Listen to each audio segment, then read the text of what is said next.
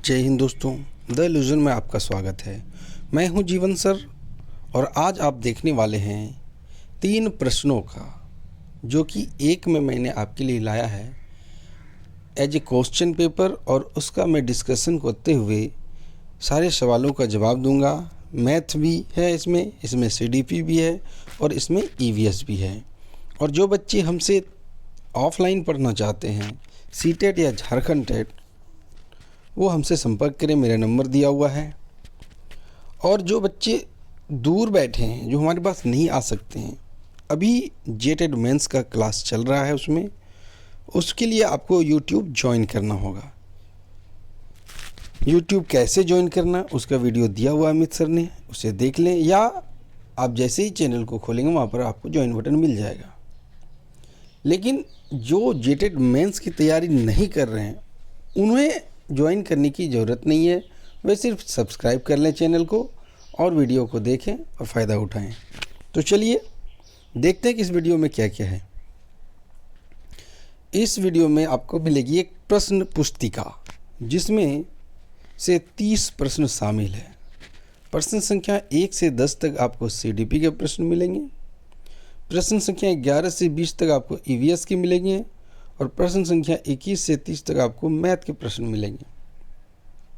प्रत्येक प्रश्न 1 अंक का है, इसलिए हमें क्या करना है, सारे प्रश्नों को बनाना, क्योंकि नेगेटिव मार्किंग तो है ही नहीं, तो हमें टेंशन किस बात की लेनी, सारे प्रश्नों को बनाना है। आप एक कॉपी कलम लेके बैठ जाइए, जैसे ही क्वेश्चन मिलेगा वीडियो को पॉज कीजिए और उस क्वेश्चन को लिख लीजिए, या क्वेश्चन अगर नहीं भी लिखते तो आंसर लिख लीजिए। फिर आप अंत में हमें कमेंट करके बताएं कि आपको 30 में से कितना नंबर आया। और वीडियो अगर पसंद आया, जो कि मेरा दावा है पसंद आएगा, सारे मैथ मैं शॉर्ट से बनाऊंगा। अगर पसंद आया तो आप ज़रूर से ज़रूर शेयर करें। चलिए आगे देखते हैं। पहला प्रश्न, मानव मस्तिष्क अपनी एक अद्भुत विशेषता के कारण सभी प्रकार के अनुभव और अधिगम संबंधी क्रियाएं अपने पीछे स्मृति बिंब के रूप में छोड़ा जाता है, जिन्हें किस रूप में या क्या के रूप में सुरक्षित रखा जाता है। अब बात को समझिए, जब तक मैं आपको समझाता हूँ, अगर किसी को आंसर आता है तब नोट डाउन कर लें। मानव मस्तिष्क जो है उसके अंदर अद्भुत क्षमता होती है और इसके कारण अपने अनुभव और अधिगम संबंधी क्रियाएं, जो भी सीखने वाली क्रियाएं हैं, उसको एक स्मृति के रूप में रखा जाता है। ये स्मृति के रूप में रखा जाता है, किस रूप में रखा जाता है? धारण शक्ति के रूप में, स्मृति के रूप में, एनग्राम्स के रूप में, या इनमें से सभी के रूप में? तो इसका सही आंसर होगा एनग्राम्स के रूप में, है ना। इसका सही आंसर क्या है? एनग्राम्स के रूप में। अब एनग्राम्स क्या है? देखिए, जब भी आप चीज़ों को देखते हैं तो चीज़ें अंदर नहीं जाती हैं, बल्कि उसका प्रकाश हमारे दिमाग के अंदर, आँख होते हुए दिमाग के अंदर जाता है।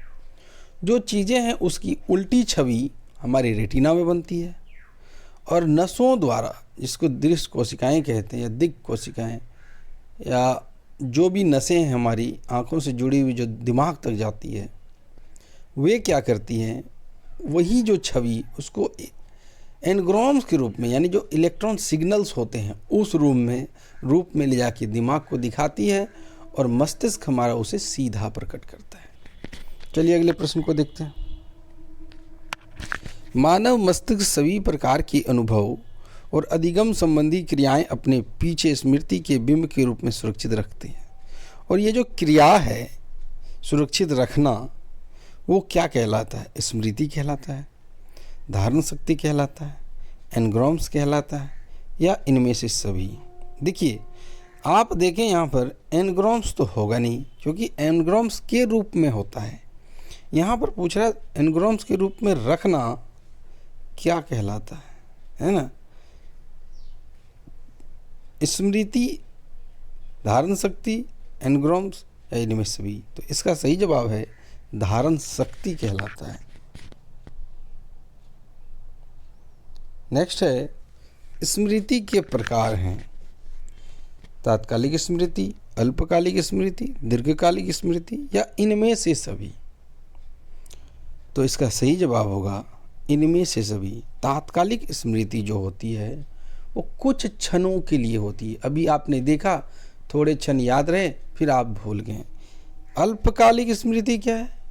कुछ दिन तक याद रहेगा या कुछ देर तक याद रहेगा। लेकिन दीर्घकालिक ये परमानेंटली आपके दिमाग में छप जाता है।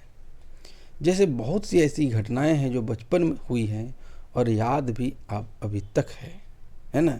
जैसे सबसे पहले पापा ने कौन सी गाड़ी ला के आपको खेलने के लिए दी थी, यदि उस उम्र में दी होगी आपको, जब याद आप रख सकते हैं, बच्ची उम्र में दी होगी तो वो याद नहीं रहेगा। तो ऐसी कुछ बहुत सारी बातें हैं जो आपको परमानेंटली याद हो जाती हैं।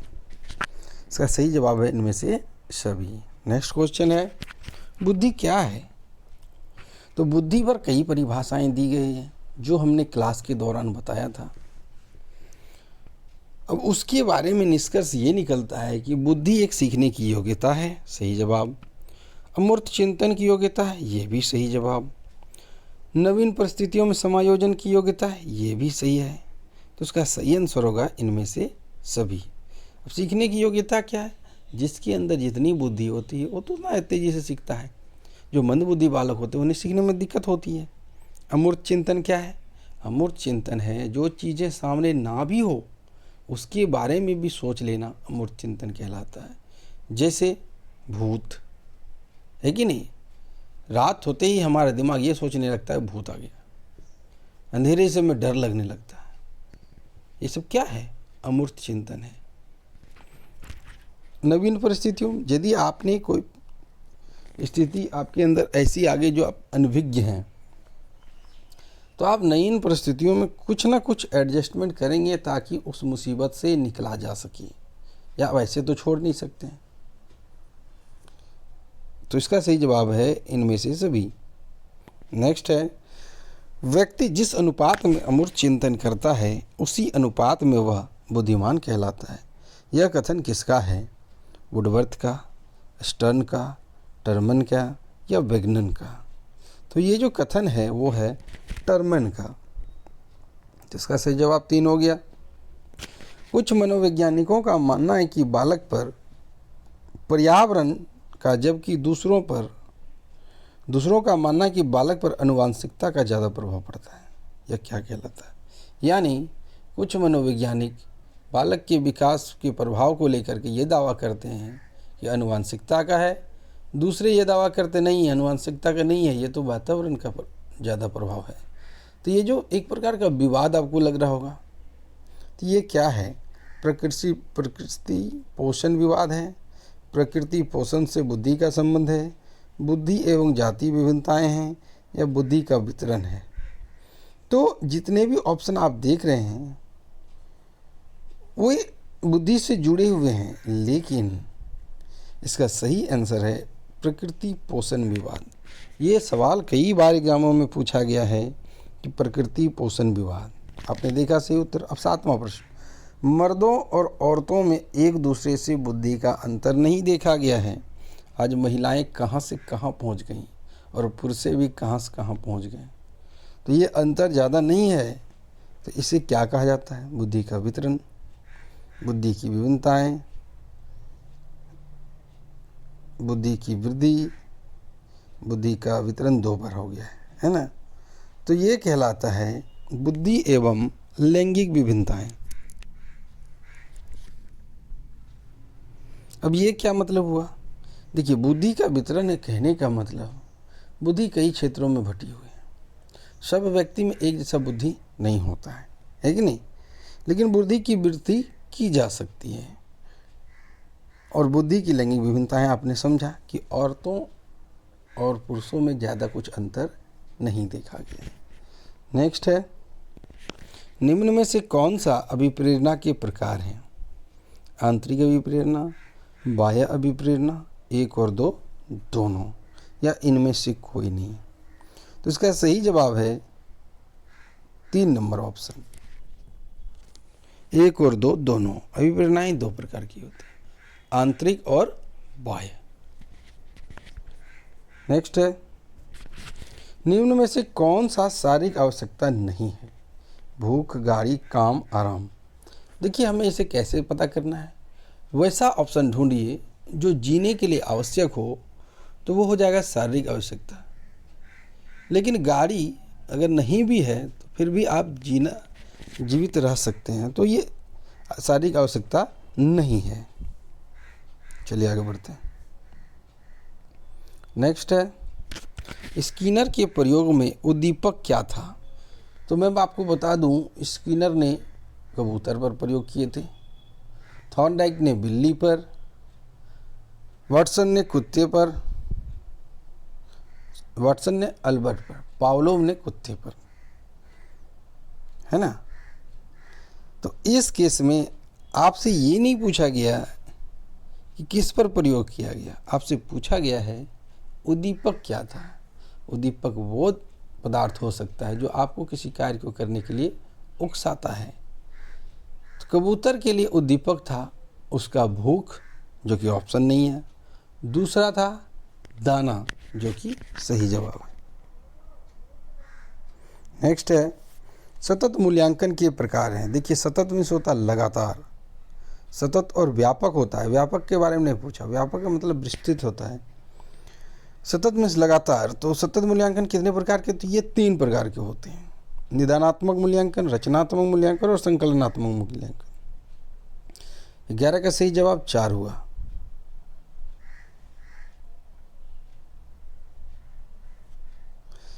नेक्स्ट है, इनमें से एनसीएफ कक्षा 1 और 2 के लिए पर्यावरण अध्ययन विषय की सिफारिश नहीं करता है। कौन सा एनसीएफ पर्यावरण विषय की सिफारिश कक्षा 1 और 2 के लिए नहीं करता है? तो देखिए, जितनी भी आप डेट देख रहे हैं 1975, 1988, 2000, 2005, इसमें सबसे लेटेस्ट एनसीएफ है 2005। 2005 ये बात करता है समग्र शिक्षा की, एकीकृत शिक्षा की, है ना। तो इसमें बताया गया कि बच्चों को जो मैथ, ईवीएस ये सब पढ़ाना है वो एक ही किताब में पढ़ा दीजिए, आपको अलग से कुछ करने की ज़रूरत नहीं है। और जो बच्चे उसे नहीं भी पढ़ाया जाएगा कोई फ़र्क नहीं पड़ता है बच्चों को, है ना। आगे देखिए, इसका सही जवाब है 2005। सतत मूल्यांकन का क्या अर्थ है?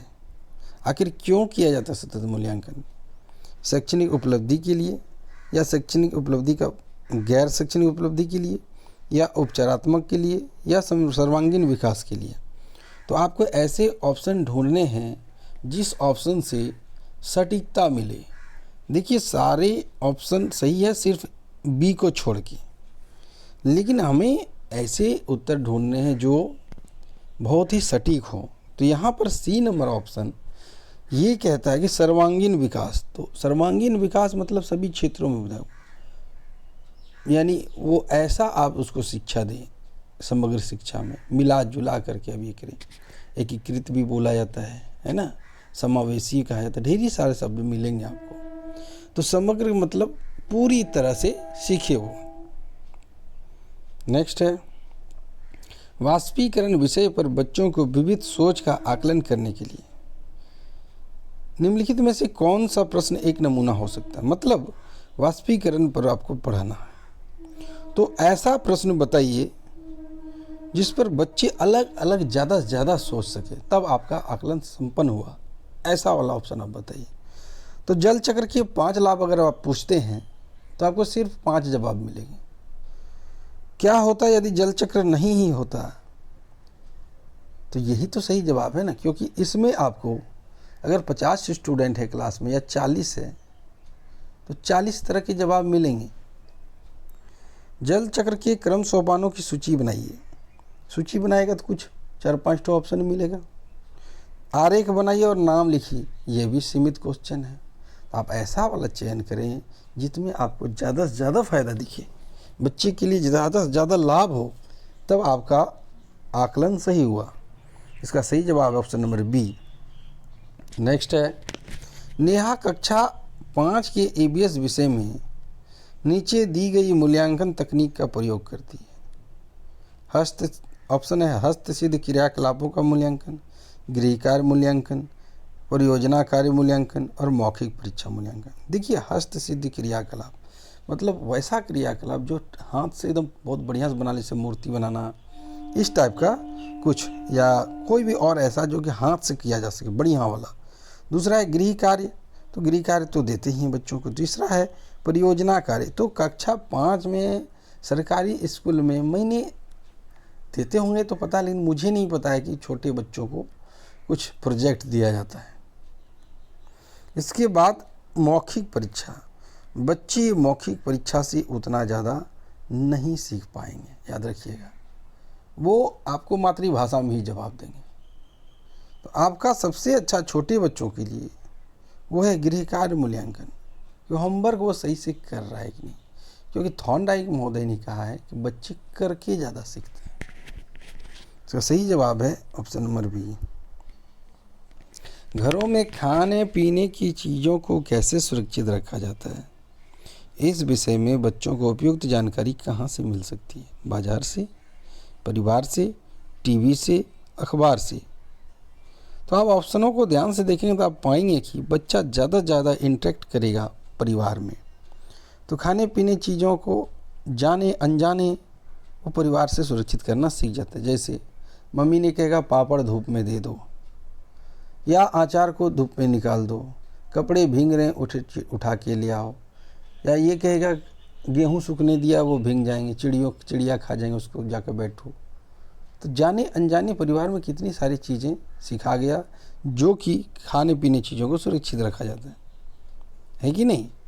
चलिए आगे बढ़ते हैं। इसका सही जवाब है परिवार। नेक्स्ट है मोहिनी हमारे दोस्त पक्षी प्रकरण को प्रभावशाली ढंग से पढ़ाने के लिए बच्चों को नज़दीक के पार्क में ले जाती है। वह किस प्रकार के शिक्षण सहायक सामग्री का प्रयोग कर रही है? दृश्य, श्रव्य दृश्य, क्रिया सहायक, वास्तविक। तो देखिए दृश्य खाली देखने तो होगा नहीं, श्रव्य दृश्य हो सकता है क्योंकि देखना सुनना दोनों है, क्रिया सहायक भी हो सकता है और वास्तविक, ये तीनों हो सकते हैं। लेकिन हमें ऐसे ऑप्शन ढूंढना जो सबसे सटीक हो। तो श्रव्य दृश्य अगर हम पार्क में बच्चों को ले गए कहीं पे घुमाने के लिए, सिर्फ देखेगा सुनेगा वो। श्रव्य दृश्य का क्या मतलब? देखना सुनना, उसमें क्रिया नहीं करेगा, उछल कूद तो करेगा ही वो। तो ये होगा क्रिया सहायक सही आंसर, यानी देखना सुनना, उछल कूद करना, कुछ क्रियाकलाप करना, ये सब आ जाता है इसमें। इसी के सपोर्ट के लिए क्वेश्चन है, निम्न में से क्रिया सहायक सामग्री कौन सी है? ऐतिहासिक स्थान का भ्रमण, संग्रहालय का भ्रमण, उद्यान का भ्रमण, उपरोक्त सभी थे। देखिए तीनों स्थान जो दिख रहे हैं वो गतिविधि को दर्शाते हैं, इसलिए ये क्रिया सहायक सामग्री हो गए। देखिए ऐतिहासिक स्थान में घूमने जाएगा, संग्रहालय भी घूमने जाना, उद्यान, तो गतिविधि करेगा बच्चे। नेक्स्ट है चित्र, मानचित्र, ग्राफ, मॉडल किस प्रकार की शिक्षण सहायक सामग्री है?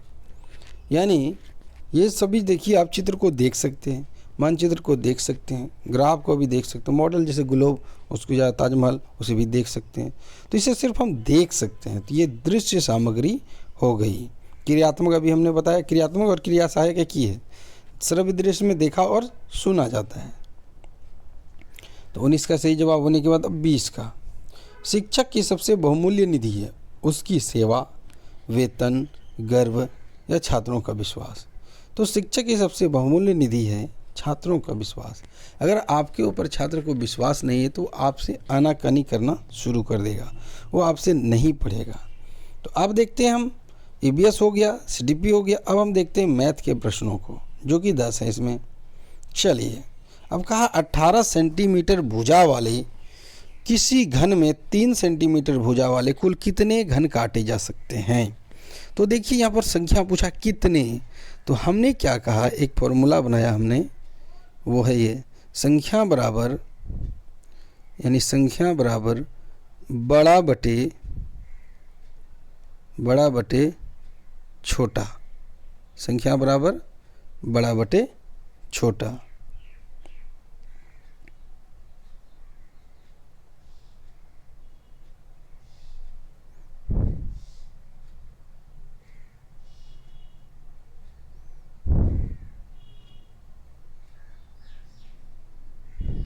चलिए अब ये बड़ा बटे छोटा कैसे फिट करना है? तो हमें क्या करना है, यदि आयतन दिया है तो बड़ा आयतन बटे छोटा आयतन, जैसे यदि क्षेत्रफल दिया है तो बड़ा क्षेत्रफल बटे छोटा क्षेत्रफल, तो जो भी दिया रहे आप उसको इसी रूप में करें। तो बड़ा यहाँ पर कौन है, तो बड़ा है 18 और यहाँ क्या है 13। तो हमारा क्या निकल के आया, संख्या बराबर 18 बटे, एक सेकेंड,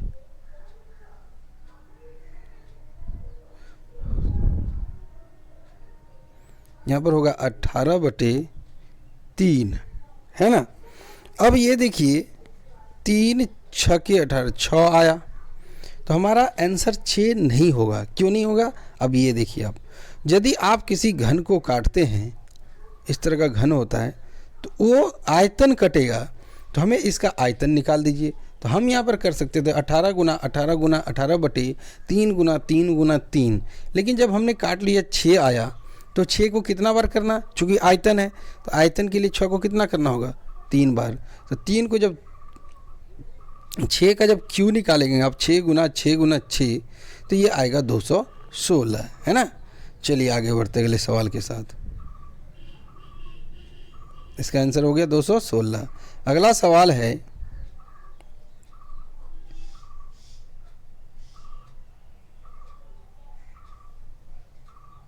अगला सवाल है किसी गोले की त्रिज्या जिसके आयतन और क्षेत्रफल बराबर हों। तो गोले की त्रिज्या निकालिए जिसका आयतन और क्षेत्रफल बराबर हो। तो आयतन क्या होता है, 4/3 पाई आर क्यूब। क्षेत्रफल क्या होता है, 4 पाई आर स्क्वायर। ये गोले की बात की जा रही है। तो 4 और 4 कट गया, पाई और पाई कट गया, आर 2 कट गया, आर 3 में से एक आर बच गया। अब इस आर का मान क्या लें जो आयतन को और क्षेत्रफल को बराबर कर दे। बराबर का क्या मतलब हुआ, 1:1। अब इधर आप देख रहे होंगे राइट साइड में सारा कट के ख़त्म हो गया और लेफ्ट साइड में बच गया 1/3 आर, 1/3 और आर। यदि हम ऐसा मान लें जो कि बराबर कर दे, तो 1 से काटेंगे तो 1/3 होगा, 2 लेंगे 2/3 होगा। लेकिन यदि हम आर का वैल्यू ले ले, 3/3 हो गया। इधर आर का वैल्यू यदि हमने 3 लिया है तो 3/3 हुआ, और इधर 1 है, अनुपात 1, तो 3 3 कट गया, क्या हो गया 1:1। आया कि नहीं आंसर। तभी आयतन और क्षेत्रफल बराबर हो सकते हैं जब हमने मान लिया है 3, है ना। जब हम मान लेंगे कितना, 3, यानी सब कटने के बाद होता है 1/3,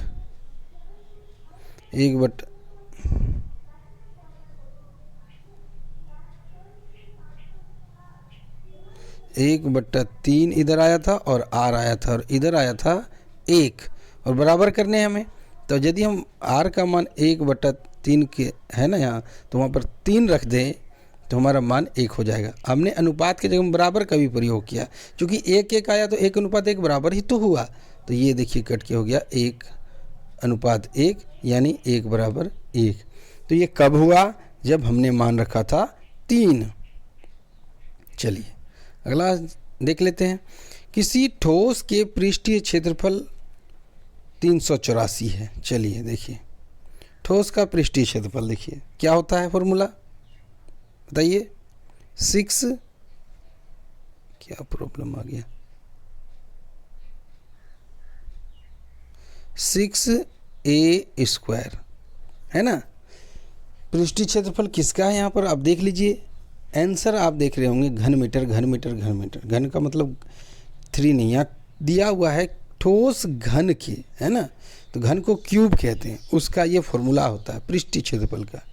तो 6 गुना a² बराबर 384, है ना। अब हम क्या करेंगे, इसको काटेंगे। चलिए काट दें। 6 छाक 36, है ना, और बच गया 2, 6 चौका 24। अब a² है तो a बराबर √64 हो गया। तो a का मान कितना निकला, 8। अब हमें उससे उसका आयतन मांगा गया है। तो आयतन बराबर क्या होता है, घन का आयतन बराबर होता है भुजा क्यूब। तो हो जाएगा इधर 8 का क्यूब। तो 8 का क्यूब कितना होता है, 8 का क्यूब होता है 512। तो आपको क्यूब याद होने चाहिए। तो ये हमारा सही आंसर आ गया। अब है नेक्स्ट क्वेश्चन। 8.2 सेंटीमीटर वाले प्रत्येक भुजा वाले, है ना, यानी 8.2 सेंटीमीटर एक का एक वर्ग है। ठीक है, चलिए एक वर्ग बनाते हैं जो कि 8.2 सेंटीमीटर का है। एक वर्ग है जो कि 8.2 सेंटीमीटर का है। ये हमारा वर्ग है। मान लीजिए आप कि ये 8.2 सेंटीमीटर का है। तो हम जानते हैं वर्ग की चारों भुजाएं बराबर होती है। अब पूछा परिसीमा यानी परिमाप, तो आप इसको या तो 4 बार जोड़ दीजिए या 4 गुना कर दीजिए। तो वर्ग का परिमाप बराबर 4 गुना भुजा। तो 4 गुना 8.2, 4 दूना 8 और 8 चौका 32, तो ये हो गया 32.8 सेंटीमीटर। आगे बढ़ते हैं। 25वां क्वेश्चन है एक समचतुर्भुज। चलिए बनाते हैं एक समचतुर्भुज, है ना। एक समचतुर्भुज तो हमें बनाना ही पड़ेगा क्योंकि बिना बनाए होगा कैसे। तो चलो भाई एक समचतुर्भुज बना दिया जाए। यदि हम वर्ग को थोड़ा सा टेढ़ा कर देंगे ना, वो बन जाएगा समचतुर्भुज। सारे गुण बराबर हैं वर्ग और समचतुर्भुज के, किंतु 90 डिग्री नहीं है। तो अब हमें क्या देखना है, लंबाई दिया हुआ और विकर्णों की लंबाई दिया हुआ। तो विकर्ण ये हुआ 1 और विकर्ण हो गया 1, ये दिया हुआ है। तो 1 दिया है 8 और 1 है 6। यदि हम बात करें इसके संबंधों की, तो इसके विकर्ण एक दूसरे को 90 डिग्री और बराबरी में काटते हैं। तो ये देखिए आपका कुछ इस प्रकार होगा, यानी यहाँ बीच में अगर O मान लिया जाए तो यहाँ पर एक देखेंगे हम BO बराबर, BO है ना, यहाँ से यहाँ तक BO बराबर हो जाएगा 4, आधा आधा होगा, और AO बराबर हो जाएगा 3। अब पाइथागोरस प्रमेय लगेगा क्योंकि 90 डिग्री का समकोण त्रिभुज है। त्रिभुज ABO में, ये वाला त्रिभुज में आप ये देखिए, यदि हो गया आधार, ये हो गया लंब, ये लंब हुआ यहाँ पर। तो यहाँ निकालना है कर्ण। तो कर्ण का क्या फॉर्मूला है, कर्ण का फॉर्मूला है रूट अंडर आधार का स्क्वायर जोड़ लंब का स्क्वायर। ये है पाइथागोरस प्रमेय, जो कि लगता है सिर्फ और सिर्फ समकोण त्रिभुजों में। तो यहाँ हमने देखा था क्या 4 था और 3 था। तो 4 का स्क्वायर 16 हो गया और 3 का स्क्वायर 9 हो गया। 16 9 कितना हुआ 25। 25 का जब रूट निकालेंगे तो हमारी भुजा आ गई 5 सेंटीमीटर। भुजा 5 सेंटीमीटर है और मांगा है परिमाप। तो परिमाप बराबर 4 गुना भुजा, चूँकि वर्ग से संबंधित है ये, इसलिए यही फॉर्मूला। तो 4 गुना 5 करेंगे कितना हो गया 20 सेंटीमीटर। हमारा सही जवाब आ गया। अगला क्वेश्चन है यदि वृत्त की परिधि को 3 गुना कर दिया जाए।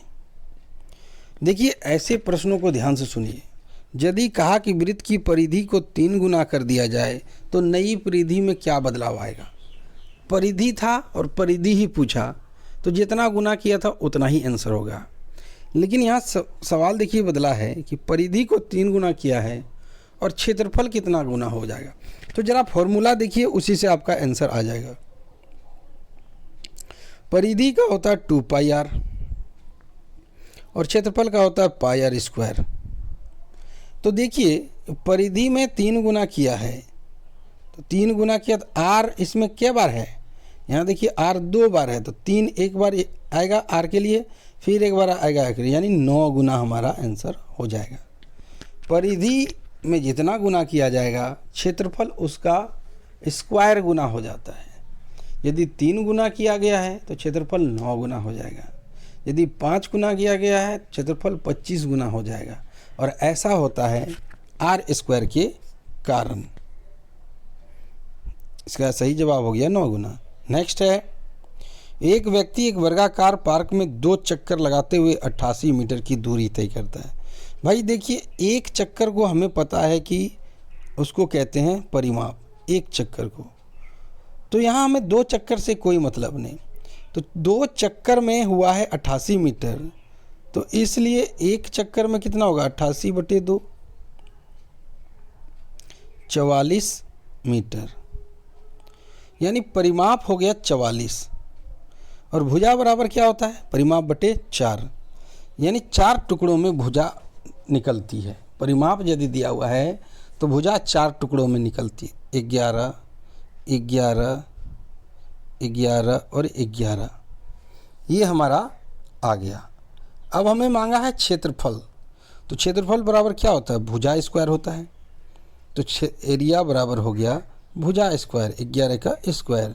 तो 11 का स्क्वायर होता है 121, और चूँकि एक लंबाई और दूसरी चौड़ाई है ना, कल्पना यही होता है, 2D है ये, तो इसमें वर्ग मीटर आएगा, मीटर स्क्वायर आएगा। तो आप देख लीजिए आंसर क्या आया, 121 वर्ग मीटर। नेक्स्ट है, 2 अंकों वाली संख्या के दोनों अंकों का योग 9 है। यानी जितनी भी संख्या दी गई है नीचे ऑप्शन, उसके अंकों का योग 9 है। तो देख लीजिए 5 4 9 हो गया, 5 4 9 है, 7 2 9 है, ये 2 7 9 है, 6 3 9 है, 3 6 9 है। तो यहाँ तो हमारा चेक हो गया 1 की 9 होता है। दूसरा है कि यदि संख्या में 27 जोड़ दें तो पलटेगा, यानी 54 में यदि 27 जोड़ें तो 45 होना चाहिए। क्या आपको लगता है कि ज़्यादा है और जोड़ेंगे यदि कभी 45 होगा? तो 54 नहीं हो सकता है, 27 हो सकता है। 27 को पलट के हमें बनाना है 72। अंक पलटेंगे कब? जब इसमें 27 जोड़ा जाए। तो क्या 72 प्राप्त हुआ? नहीं प्राप्त हुआ। कितना प्राप्त हुआ? 54 प्राप्त हुआ, नहीं प्राप्त हुआ। 2 ऑप्शन हमने चेक किया। अब हम तीसरा ऑप्शन चेक करेंगे, 63। 63 में हम 27 जोड़ेंगे और हमें मिलना चाहिए 36, क्योंकि अंक पलटते हैं। तो बोलिए 36 63 में और 27 जोड़ेंगे तो कभी भी कम नहीं आएगा, वो हमेशा ज़्यादा जाएगा। अब हम आखिरी ऑप्शन को चेक करेंगे, 36। 36 को 63 बनाना है, शर्त क्या है? 27 जोड़िए, तो जोड़ दीजिए 27। 7 6 13 के 3 हाथ मेरा 1, 3 2 5 और 1 6। देखिए हो गया ना, तो हमारा सही जवाब हो गया 36। देखिए कितना बड़ा सवाल और कितने शॉर्ट में हम आपको बता दिए। ये देखिए 12 401 को किसी संख्या से भाग देने पर, तो देख लीजिए क्या फॉर्मूला है, भाज्य बराबर भाजक गुना भागफल जोड़ शेष। 12 401 को किसी संख्या से भाग देने पर भागफल 77 आता है और शेषफल 4 आता है। भाज्य बराबर भाजक गुना भागफल जोड़ शेष। आप इसको कटाइए, है कि नहीं? तो यदि हम इसे कटाते हैं तो उससे पहले आपको क्या करना होगा, इधर प्लस उधर जाएगा तो माइनस हो जाएगा। तो इसको हम ले जाकर के इधर घटाते हैं, तो हो गया 12 36 बराबर x गुना 77। अब 77 से ये कटेगा, बिल्कुल कटेगा, कटाइए। 11 सते 77, तो क्या ये 11 से कटेगा? चलिए देख लेते हैं। 2 1 3 4 6 6 और 2 8,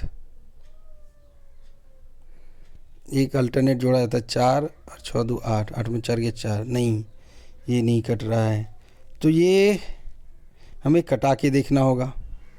चलिए 7 से अगर कटाते हैं हम तो 1236 को, है ना, 1200, सॉरी यहाँ 1200 नहीं है, ये 12401 था। तो सबसे पहले हमें करना होगा 12401 में इसको घटाना होगा। तो हमें 4 अभी हमने आपको दिखाया, तो पीछे 4 घटा लीजिए, तो हो जाएगा 12 300, तो 11 में 4 गया 7, बचा कितना यहाँ 9, 9 में 9 ही उतर गया। फिर से समझिए, 11 में 4 गया 7, बचा 9, 10 था यहाँ, 9 में 4 गया, नहीं आ जाएगा, ये तो यहीं घट गया, 9 का 9 उतरा, 3 के 3 12, हाँ ये आया 12,397। अब हमें 12,397 को भाग देना है 77 से, तो हमारा कट के आएगा 161। चलिए अगले सवाल को देख लेते हैं, जो कि आखिरी सवाल है, और आपको इसके बाद बताने कितने मार्क्स आए, और जो भी देखेंगे एक कमेंट जरूर कीजिएगा, लाइक कर दीजिएगा, ठीक है। चलिए देखिए, 40 व्यक्ति 30 दिनों में 200 केजी चावल खाता है, तो कितने दिनों में 30 व्यक्ति 500 किलो चावल खाएंगे। इसका फॉर्मूला है MDH फॉर्मूला। क्या फॉर्मूला है? MDH, M1D1H1/W1 बराबर M2D2H2/W2, ये है ना। तो यहाँ पर देखिए क्या क्या दिया हुआ है, मैन, डे, आवर, आदमी, दिन, घंटे बराबर कार्य, आदमी, दिन, घंटे बराबर बटे कार्य, ये फॉर्मूला है। तो अभी हमें देखिए यहाँ पर घंटे नहीं दिया हुआ है, यहाँ दिया हुआ 40 व्यक्ति यानी M 40 है और D है 30, और कार्य कितना है 200 किलोग्राम चावल खाना। तो चलिए इसको फिर से बनाते हैं हम। तो फॉर्मूला आपने देख लिया, अब हम लिखेंगे 40 गुना 30/200 बराबर x गुना 30/500। चूँकि एक चीज़ नहीं दिया हुआ कितने दिनों में, है ना, तो दिन नहीं दिया हुआ, दिन को x मान लिया। अब हम काटेंगे 1 0 1 0 1 0 1 0, अब इधर कटेगा नहीं, 5 6 के 30 कट गया, 6 हुआ यहाँ से, और यहाँ 2 से काटेंगे तो 20 बार में कट गया, तो 20 दिया कितना हो गया, ये कट रहा है, देखिए 6 5 30, तो हमारा आया 20 गुना 5 यानी 100, ये सही जवाब निकल के आया 100। आप हमें कमेंट करके बताएं वीडियो कैसा लगा। अगर चैनल को सब्सक्राइब नहीं किया जल्दी से सब्सक्राइब करके ज़्यादा से ज़्यादा शेयर कीजिए, और एक वीडियो को लाइक कर लीजिएगा, ठीक है। जय हिंद, मिलते हैं अगले वीडियो में।